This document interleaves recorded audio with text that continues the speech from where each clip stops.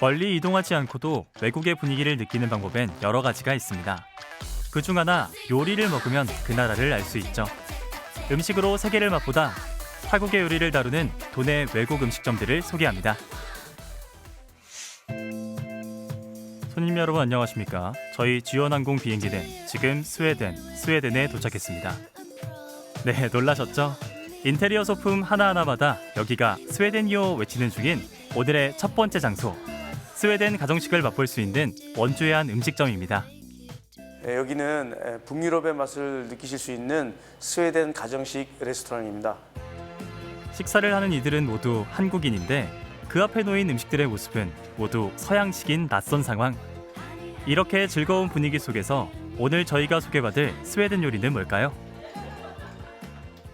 스웨덴의 대표적인 음식인 스웨덴식 미트볼 숏블라르라는 음식이고요. 렉스모노스라고 북쪽 분홍새우를 손으로 까서 만든 샌드위치 요리입니다. 발음조차 생소하고 이름에서부터 유럽이 느껴지는 요리들. 하지만 낯선 만큼 재미를 느낄 수 있다는 게 외국 음식을 맛보는 이유 아닐까요? 먼저 스웨덴식 미트볼 요리라는 숏블라르부터 만나봅시다. 일단 미트볼에는 소고기하고 돼지고기를 저희는 50대 50으로 해가지고 들어가고요. 감자 으깬 거, 그다음에 링곤이라고 스웨덴의 이제 대표적인 베리인데요. 그거를 이제 잼으로 만들어서 서비스하고 있습니다. 미트볼의 메인 재료는 역시 고기죠. 그런데 숏블라르는 고기가 두 가지나? 맛도 두 배로 맛있을 것 같습니다. 골고루 섞은 고기 반죽은 둥글게 빚은 뒤 철판에서 초벌해 주는데요. 이때 포인트는 겉면만 살짝 익혀내는 겁니다. 왜냐면 그 다음은 오븐이 맡아줄 거거든요. 시간은 5분에서 7분 정도면 적당합니다. 겉에를 익혀서 육즙을 잡아주고 200도씨에다가 한 5분 정도 익히면 내부까지 다 이제 내부 온도를 높이기 위해서 오븐에다가 집어넣습니다. 그 다음은 감자 으깨기. 감자는 의도적으로 조금 거칠게 으깨 실제 가정에서 먹듯이 씹는 식감을 살려주고요. 뒤이어 무언가를 열심히 갈아주는데요. 빨갛고 동그란 게 딸기인가 포도인가? 스웨덴 사람들은 이 숏블라르, 이 미트볼을 먹을 때 저 링곤베리를 꼭 곁들여서 같이 먹습니다. 거기에 이 베리의 약간 쌉쌀한 맛이 그다음에 달콤한 맛하고 고기와 소고기와 돼지고기가 잘 어울려서 아무래도 그렇게 스웨덴 사람들이 즐겨 먹는 게 아닐까 싶습니다. 이제 소스를 만들기 전 소스에 넣을 육수부터 만든다는데요. 냄비 가득 들어있는 이건 뭘까요? 고기를 태워서 채소랑 같이 끓인 비프 스톡입니다. 비프 스톡. 이어서 숏블라르의 소스인 브룬 소스를 만드는데요. 기름하고 카놀라유, 그다음에 버터. 보통 버터로만 가지고도 많이 합니다. 근데 저희는 이제 그렇게 하고 그다음에 밀가루 그리고 스톡, 이제 비프 스톡, 그다음에 크림. 보통 여기서 이제 양파가 이제 베이스가 되면 또 양파 소스가 되는 거고요. 후추가 이제 들어가는데 페퍼 소스가 되는 거고요. 갈색 소스라는 뜻의 브룬 소스. 소스까지 만들었다면 이제 남은 건 플레이팅입니다. 선명한 색들이 겹치지 않도록 가지런히 놓아준 뒤 간 만든 소스를 덮어주는데요. 으깬 감자와 미트볼, 브룬 소스와 링곤 베리잼의 만남. 스웨덴에선 국민 음식이라고 불릴 만큼 대표적 요리인 숏블라르 완성입니다. 이제 다음 요리인 렉스 묘르고스에 대해 알아볼까요? 이 요리의 메인 재료는 북쪽 분홍새우라고 합니다. 렉 스머르고스라고 합니다. 렉은 새우를 칭하는 거고 스머르고스는 샌드위치를 얘기합니다. 렉스 묘르고스는 스웨덴 서부 예테보리 지역의 대표적인 요리인데요. 빵과 신선한 채소에 삶은 달걀과 토마토, 그리고 새우를 곁들여 먹는 음식입니다. 그런데 이 스카겐이란 이름의 소스, 특별한 허브가 들어가 있다고요? 북유럽 내지는 스웨덴에서 요 생선을 먹을 때 많이 곁들여 먹는 허브예요. 그래서 사실 아까 있는 이 스카겐 소스에도 사실 이 딜이 들어가 있고 이 딜과 새우가 같이 어우러져야지 그 진짜 오리지널 맛이 느낄 수 있는 허브이기 때문에. 네. 상쾌한 허브향이 매력인 렉스묘르고스. 가장 아래에 깔린 빵과 섞어서 먹어야 더 맛있다는 점 기억해 주세요. 주방에서 만나본 쇼플라르와 렉스묘르고스. 그렇다면 이제 홀에서 만나볼 차례죠. 평소 접해보지 않은 음식이지만 다들 입가에 미소를 띄우고 그 맛을 느끼는데요. 맛이 어떠신가요? 감자랑 소스랑 이게 궁합이 참 찰떡입니다. 그 찰떡에 비트하고 딸기잼하고 같이 먹으면 상큼하고 딱 좋은 것 같아요. 일단 이 소스가 엄청 새로운 맛이라서 새우랑 잘 어울리고요.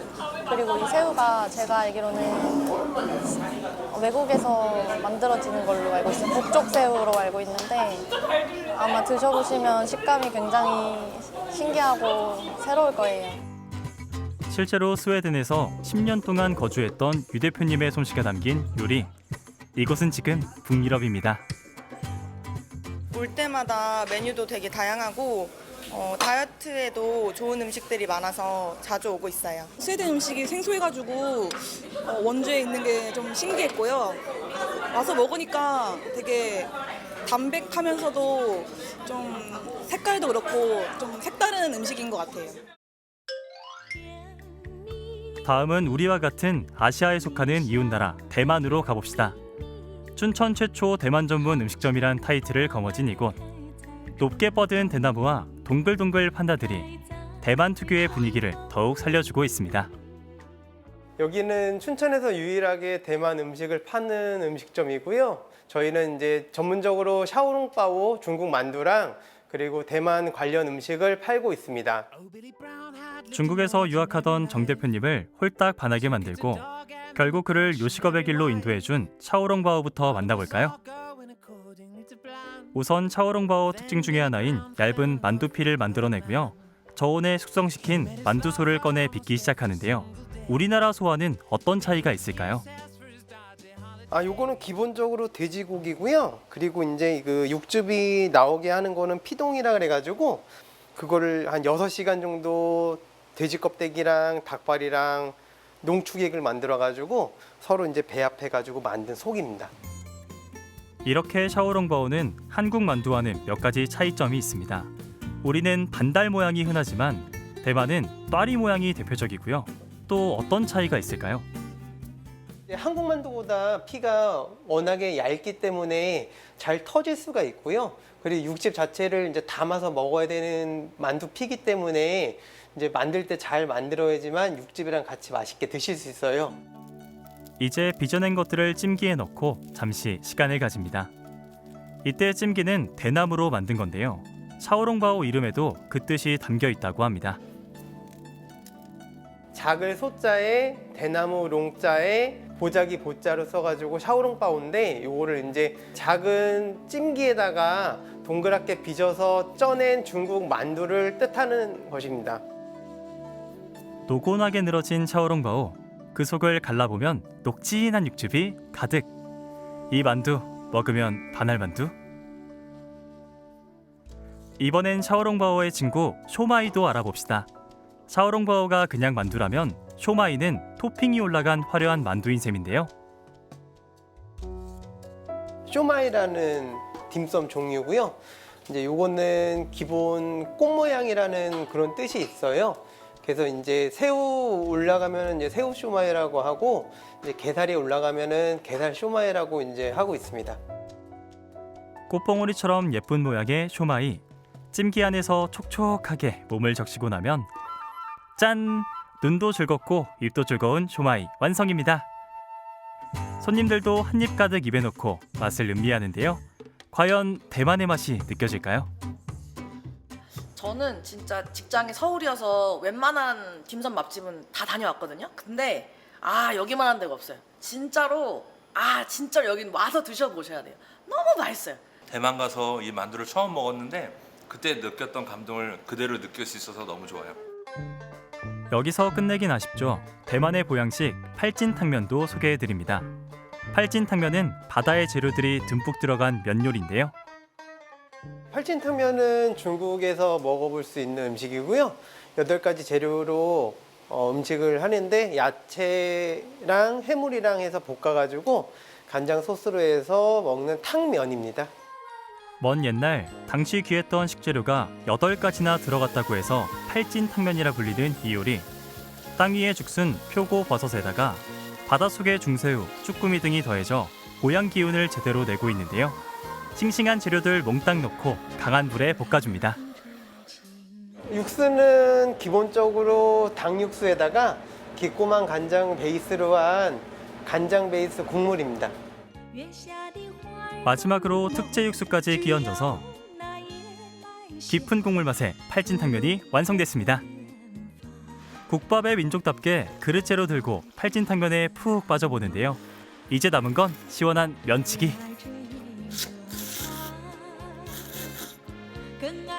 과연 맛은 어떨까요?